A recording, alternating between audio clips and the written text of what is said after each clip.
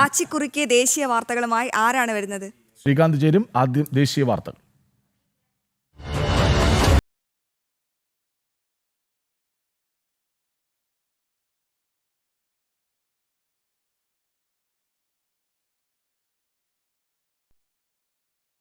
ശ്രീകാന്ത് പൊഞ്ചേരിയാണ്. ശ്രീകാന്ത്, അതായത് ഒരു good morning. അപ്പോൾ ശ്രീകാന്ത് ഏറ്റവും സുന്ദരമായ ഡൽഹിയിലെ കേന്ദ്ര ഇടത്ത് നിൽക്കുകയാണ്. അപ്പോൾ ശ്രീകാന്ത്, തമിഴ്നാട്ടിൽ കൊട്ടിക്കലാശമാണ്, ബംഗാൾ വളരെ സജീവമായി തെരഞ്ഞെടുപ്പ് പ്രചാരണം നടക്കുന്നു. എന്തൊക്കെയാണ് പ്രധാനപ്പെട്ട ദേശീയ വാർത്തകൾ?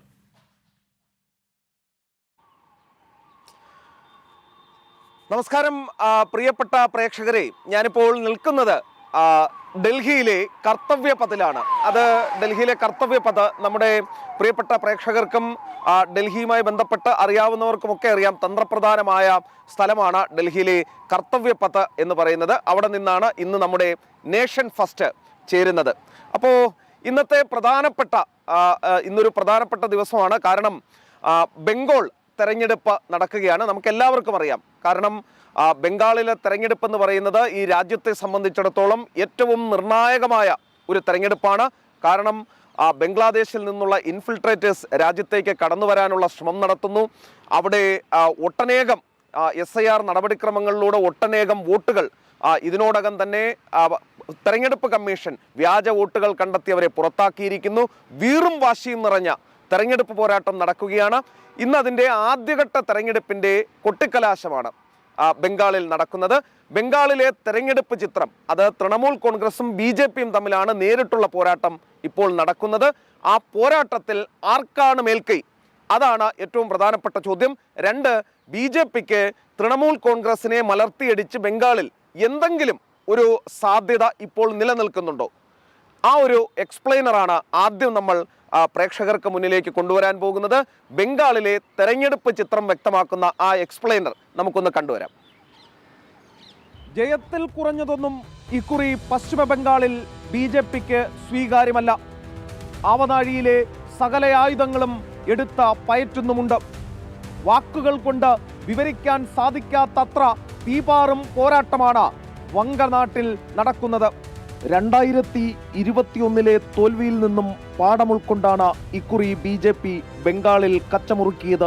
ജയത്തിൽ കുറഞ്ഞതൊന്നും ഇക്കുറി വങ്കനാട്ടിൽ പാർട്ടി പ്രതീക്ഷിക്കുന്നില്ല. 2021 തോൽവിക്കും 2024 ലോക്സഭാ തെരഞ്ഞെടുപ്പിലെ തിരിച്ചടികൾക്കും ശേഷം താഴെത്തട്ടിൽ പ്രവർത്തനം ശക്തമാക്കുകയാണ് BJP ചെയ്തത്. അമിത്ഷായുടെ വിശ്വസ്തനായ സുനിൽ ബൻസാൽ ചുമതലയേറ്റതോടെ സംഘടനാ പുനർനിർമ്മാണം നടന്നു. 2021 അപേക്ഷിച്ച് പാർട്ടി മാറി വന്നവർക്കും സെലിബ്രിറ്റികൾക്കും BJP ഇക്കുറി കുറച്ച് ടിക്കറ്റുകളാണ് നൽകിയത്. പകരം പ്രാദേശിക സ്വാധീനമുള്ള സ്ഥാനാർത്ഥികൾക്ക് മുൻഗണന നൽകി. ബൂത്ത് തലമാണ് യുദ്ധഭൂമി. ബംഗാളിൽ 294 നിയമസഭാ മണ്ഡലങ്ങളുണ്ട്. ഓരോ മണ്ഡലത്തിലും ഏകദേശം 250 മുതൽ 300 ബൂത്തുകളും. പല സീറ്റുകളും 1500 മുതൽ 5000 വോട്ടുകളുടെ വ്യത്യാസത്തിലാണ് ആര് ജയിക്കുമെന്ന് തീരുമാനിക്കുന്നത്. BJPയുടെ പേജ് പ്രമുഖ് സംവിധാനത്തിൽ ഓരോ പ്രവർത്തകനും 50 മുതൽ 60 വോട്ടർമാരെ വീതം കൈകാര്യം ചെയ്യുന്നുണ്ട്. ഓരോ ബൂത്തിലും 10 അധിക വോട്ടർമാരെ നേടുക എന്നതാണ് ടാർഗറ്റ്. ഹിന്ദുത്വവും മമതയെ നേരിട്ട് ആക്രമിക്കുന്ന രീതിയും മാറ്റി അഴിമതി, ക്ഷേമ പദ്ധതികളുടെ പോരായ്മ, ക്രമസമാധാന പ്രശ്നങ്ങൾ എന്നിവയാണ് BJPയുടെ പ്രധാന പ്രചാരണ വിഷയം. കേന്ദ്ര ആഭ്യന്തരമന്ത്രി അമിത്ഷാ ഏകദേശം 15 ദിവസം ബംഗാളിൽ ചിലവഴിച്ച് വാർ റൂം പ്രവർത്തനങ്ങൾ നിയന്ത്രിച്ചു. ഓരോ MPമാർക്ക് പ്രാദേശിക തലത്തിൽ ചുമതല നൽകാനും പാർട്ടി മറന്നില്ല. എവിടെ പണിയെടുത്താൽ വോട്ടുമറിയുമെന്ന ഇക്കുറി BJPക്ക് കൃത്യമായ ധാരണയുണ്ട്. ന്യൂനപക്ഷ ഏകീകരണത്തെയും മറികടന്ന ജയിച്ചു കയറാനുള്ള ഫോർമുലയും തയ്യാർ. മമതാ ബാനർജിക്കെതിരെ പ്രധാനമന്ത്രി തന്നെയാണ് പോസ്റ്റർ ബോയ്. വടക്കൻ ബംഗാൾ, ജംഗൽ മഹൽ, അതിർത്തി ജില്ലകൾ, വ്യവസായ മേഖലകൾ എന്നിവിടങ്ങളിലാണ് BJPയുടെ പ്രധാന ശ്രദ്ധ. ഇതിൽ വടക്കൻ ബംഗാൾ BJPയുടെ ശക്തമായ മേഖലയാണ്. 2% വോട്ടുകൾ ഇവിടെ കൂടുതൽ നേടിയാൽ 35 മുതൽ 40 സീറ്റുകളിൽ പാർട്ടി ജയിച്ചു കയറും. ജംഗൽ മഹലിൽ പക്ഷേ മത്സരം കടുപ്പമാണ്. 2 മുതൽ 3% വോട്ട് മാറ്റം 5 മുതൽ 7 സീറ്റുകൾ വരെ BJPക്ക് ലഭിക്കുന്നതിൽ കാര്യങ്ങൾ എത്തിക്കും. തെക്കൻ ബംഗാളിന്റെ കാര്യമെടുത്താൽ ഇവിടെ BJPക്ക് വോട്ട് കിട്ടിയിട്ടും പലപ്പോഴും തോൽവി നേരിട്ടിട്ടുണ്ട്. ഇവിടെ തങ്ങൾക്കനുകൂലമായി 3 മുതൽ 5% വോട്ടുകളുടെ വർധനവാണ് ലക്ഷ്യം. അതിർത്തി ജില്ലകളിൽ മതുവ സമൂഹത്തിന് 25 മുതൽ 30 സീറ്റുകളിൽ നിർണായക സ്വാധീനമുണ്ട്. CAA ഉൾപ്പെടെ ഈ മേഖലയിലേക്ക് കടന്നുകയറാൻ BJPക്ക് സഹായം ആയിട്ടുണ്ട്. ബീർഭൂം സുരി മേഖലയിൽ മുസ്ലിം ജനസംഖ്യ 35 മുതൽ 37%. OBC സമൂഹങ്ങളുടെ പിന്തുണയോടെ ന്യൂനപക്ഷ ഏകീകരണം മറികടക്കാനാണ് BJP തന്ത്രം. ഹിന്ദു വോട്ടുകളുടെ ഏകീകരണവും ന്യൂനപക്ഷ വോട്ടുകളുടെ വിഭജനവും സാധ്യമാകുന്ന തരത്തിൽ പുതുതന്ത്രം പയറ്റുകയാണ് BJP. SIR നടപടിക്രമവും വനിതാ സംവരണ ബില്ലിലെ എതിർ നിലപാടും മമതാ ബാനർജിക്ക് തിരിച്ചടിയായിട്ടുണ്ട്. എല്ലാത്തിലുമുപരി കേന്ദ്രസേനയുടെ സാന്നിധ്യം നിർണായകമാണ്. ബംഗാൾ പിടിക്കാതെ പിന്നോട്ടില്ല എന്ന രീതിയിലാണ് BJP തന്ത്രങ്ങൾ. ഹിന്ദു വോട്ടുകൾ ജാതിഭേദമില്ലാതെ ഏകീകരിക്കുക എന്നതാണ് ആദ്യ കടമ്പ. ഹിന്ദുക്കൾ ബംഗാളിൽ ഏകദേശം 70% വരും. ഇതിൽ ഇപ്പോഴുള്ളതിന്റെ 4% അധികമായി ലഭിച്ചാൽ തന്നെ 40 മുതൽ 50 സീറ്റുകളിൽ വരെ അത്ഭുതങ്ങൾ സംഭവിക്കും. ന്യൂനപക്ഷ വോട്ടുകൾ കോൺഗ്രസ്, CPIM, AIMIM എന്നിവർക്കിടയിൽ വിഭജിക്കപ്പെടുമെന്നും BJP പ്രതീക്ഷിക്കുന്നു. സ്ത്രീ വോട്ടർമാരിൽ 5% പേർ BJPക്ക് അനുകൂലമായാൽ 30 മുതൽ 40 സീറ്റുകളിൽ ജയിച്ചു കയറാനാകും. വനിതാ സംവരണ ബില്ലിന്റെ സാധ്യത ഇവിടെയാണ്. നിലവിലുള്ള സീറ്റുകൾ നിലനിർത്തുക, 40 മുതൽ 50 സീറ്റുകൾ വരെ എതിരാളികളിൽ നിന്നും പിടിച്ചെടുക്കുക, 20 മുതൽ 30 പുതിയ സീറ്റുകൾ നേടുക എന്നിങ്ങനെ സീറ്റ് നിലയിലും കൃത്യമായ കണക്കുകൂട്ടൽ BJPക്കുണ്ട്. ഇതിലൂടെ 135 മുതൽ 160 സീറ്റുകൾ നേടാനാകും എന്നും പാർട്ടി കണക്കുകൂട്ടുന്നു. സംസ്ഥാനത്ത് 3 മുതൽ 5% വോട്ടുകളുടെ മാറ്റം വന്നാൽ അത് സാധ്യമാകുമെന്നും BJP പ്രതീക്ഷിക്കുന്നു. ലക്ഷ്യം നേടുന്നതിന്റെ ഭാഗമായി തെരഞ്ഞെടുപ്പ് തീയതി പ്രഖ്യാപിക്കുന്നതിന് മുൻപ് തന്നെ വീടുകൾ തോറും കയറി പ്രചരണം ആരംഭിച്ചിരുന്നു. RSS മേൽനോട്ടത്തിൽ 1 ലക്ഷത്തിലധികം ചെറിയ യോഗങ്ങൾ സംഘടിപ്പിക്കപ്പെട്ടു. പ്രധാനമന്ത്രി മുതൽ പ്രാദേശിക നേതാക്കൾ വരെ ബംഗാൾ പിടിക്കാൻ വിയർപ്പൊഴുക്കുകയാണ്. ഇപ്പോഴില്ലെങ്കിൽ ഇനിയില്ലെന്ന് BJPക്ക് അറിയാം. കാലിടറിയാൽ കളത്തിന് പുറത്തെന്ന മമതയ്ക്കും നിശ്ചയം. വങ്കനാട്ടിൽ മഹാഭാരത യുദ്ധം അരങ്ങേറുകയാണ്. ക്യാമറമാൻ കൃഷ്ണകുമാറിനൊപ്പം S. ശ്രീകാന്ത്, ജനം, ഡൽഹി. അപ്പോൾ പ്രിയപ്പെട്ട പ്രേക്ഷകരെ, ബംഗാളിൽ തെരഞ്ഞെടുപ്പ്, ആദ്യഘട്ട തെരഞ്ഞെടുപ്പിന്റെ കൊട്ടിക്കലാശം ഇന്ന് നടക്കുകയാണ്. ബംഗാൾ തെരഞ്ഞെടുപ്പിനെ കുറിച്ചുള്ള ഒരു സമഗ്രമായ ചിത്രം നമ്മുടെ പ്രേക്ഷകർക്ക്, ജനം TV പ്രേക്ഷകർക്ക് കിട്ടിയിട്ടുണ്ടാകും എന്ന് നമ്മൾ പ്രതീക്ഷിക്കുന്നു. കഴിഞ്ഞ 2021 അപേക്ഷിച്ച് തൃണമൂൽ കോൺഗ്രസിനെ നേരിടാൻ BJP സർവസജ്ജരായാണ് നിലവിൽ ബംഗാളിൽ നിലയുറപ്പിച്ചിരിക്കുന്നത്. ഏത് വിധേനയും അധികാരം തിരിച്ചു പിടിക്കുക എന്നുള്ളതാണ് BJPയുടെ ഇപ്പോഴത്തെ ഒരു ലക്ഷ്യമായുള്ളത്. പക്ഷേ എന്ത് വില കൊടുത്തും BJPയെ തടയും എന്നുള്ളതും തൃണമൂൽ കോൺഗ്രസ് മുന്നോട്ട് വയ്ക്കുന്നു. എന്തായാലും തീപാറും പോരാട്ടം എന്ന് നമ്മൾ പറഞ്ഞാൽ അതിൽ അതിശയോക്തിയില്ല എന്ന് തന്നെ പറയേണ്ടി വരും. ഏറ്റവും പ്രധാനപ്പെട്ട 3 കാര്യങ്ങളാണ് ഈ തെരഞ്ഞെടുപ്പിൽ വിധി നിർണ്ണയിക്കാൻ പോകുന്നത്. 1, SIRമായി ബന്ധപ്പെട്ട കാര്യം. 2, ഈ വനിതാ സംവരണ ബില്ലിൽ തൃണമൂൽ കോൺഗ്രസും മമതാ ബാനർജിയും എടുത്ത നിലപാട്.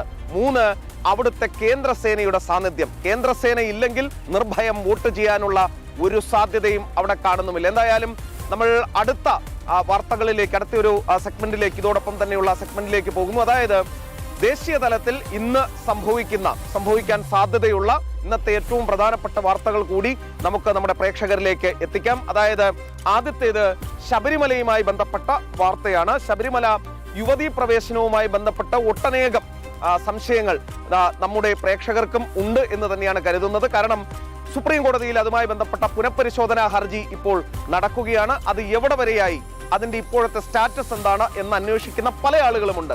അപ്പോ അവരുടെ അറിവിലേക്ക് പറയാം, ഇന്നും ശബരിമല പരിശോധനയുമായി ബന്ധപ്പെട്ട ഹർജി സുപ്രീം കോടതിയുടെ പരിഗണനയിൽ വരുന്നുണ്ട്.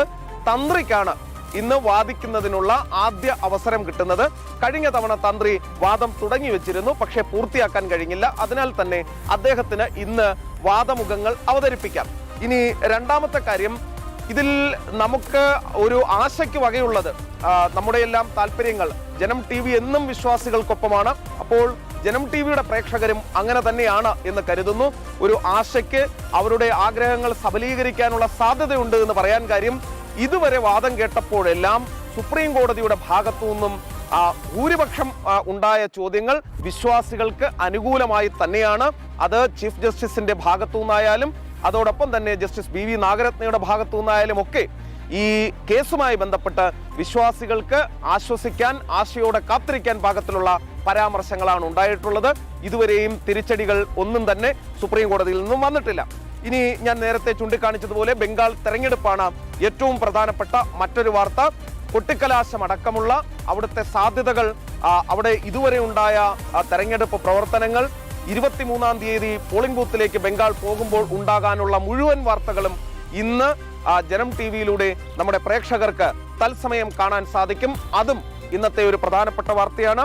മറ്റൊരു പ്രധാന വാർത്ത അത് നമ്മുടെ കേരളത്തിലും അതോടൊപ്പം തന്നെ രാജ്യത്തെ വിവിധ ഭാഗങ്ങളിലുമൊക്കെ തന്നെ നമ്മളെ ഞെട്ടിക്കുന്ന, നമ്മൾ കരുതലോടെ കാത്തിരിക്കേണ്ട ഒരു വാർത്തയാണ്. അതായത് TCS, നാസിക്കിലെ TCS-ൽ നടന്ന മതപരിവർത്തനവുമായി ബന്ധപ്പെട്ടാണ്. കോർപ്പറേറ്റ് ജിഹാദ് എന്ന് നമ്മൾ പറയുന്ന ആ മതപരിവർത്തനവുമായി ബന്ധപ്പെട്ട കാര്യമാണ്. അതിൽ പ്രധാനപ്പെട്ട പ്രതി നിദാ ഖാന് ഇന്നലെ മുൻകൂർ ജാമ്യം അത് കോടതി കൊടുക്കാൻ തയ്യാറായിരുന്നില്ല. അവരുടെ അറസ്റ്റിന് സ്റ്റേയും കൊടുക്കാൻ തയ്യാറായിരുന്നില്ല. രണ്ടുപേരെ കസ്റ്റഡിയിലേക്ക് വിട്ടിട്ടുണ്ട്. അതിന്റെ അപ്ഡേഷൻസ് വരാനിരിക്കുന്നതേയുള്ളൂ. മഹാരാഷ്ട്രയിൽ തന്നെ നാഗ്പൂരിൽ ഒരു NGOയുടെ മറവിൽ നടന്ന മതപരിവർത്തനവും അതോടൊപ്പം തന്നെ ലൈംഗികാതിക്രമവും നമ്മൾ തന്നെ ഇന്നലെ വാർത്തയാക്കിയിരുന്നു. അതിന്റെ ഫോളോ അപ്പും വരാൻ കിടക്കുന്നു.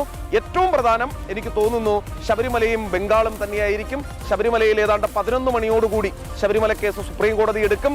ഓരോ സമയം അത് ഒട്ടും തന്നെ വാർത്തകളിൽ മറ്റ് വിവരങ്ങൾ ചോരാതെ കൃത്യമായി നമ്മുടെ പ്രേക്ഷകരിലേക്ക് എത്തിക്കാൻ ജനം TV ടീം സുപ്രീം കോടതിക്ക് മുന്നിൽ നിന്നും ഉണ്ടാവുകയും ചെയ്യും. അപ്പോൾ പ്രിയപ്പെട്ട പ്രേക്ഷകരെ, ഇന്ന് നമുക്ക് ഡൽഹിയിൽ നിന്നും നേഷൻ ഫസ്റ്റിൽ നൽകാൻ കഴിയുന്ന വാർത്തകൾ ഇതൊക്കെയാണ്.